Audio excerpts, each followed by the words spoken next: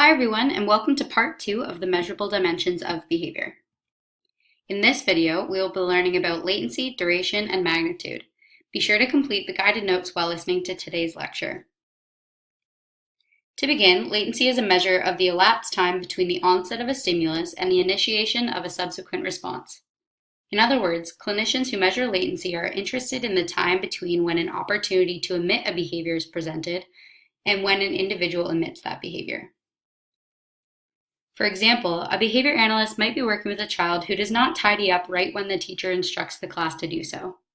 The analyst would then measure the time between the teacher's instruction and when the child actually begins to clean up an activity. Now we will discuss duration. Duration is defined as the amount of time in which a particular behavior occurs for. For example, a teacher is having difficulty with a student who spends a lot of class time out of his seat talking to peers, rifling through his backpack, playing with toys, or looking at posters on the wall. The consulting behavior analyst might decide to measure the amount of time that student spends out of his desk.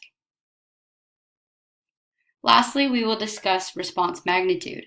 This refers to the strength, force, or intensity with which a response is emitted. For example, a student's speech can be measured in decibels to determine how soft or loud it is.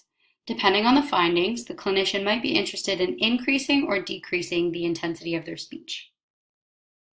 So now we have covered all of the measurable dimensions of behavior. Thank you for watching, and don't forget to take the second quiz. Here is a reference for all of the materials provided in both Part 1 and Part 2.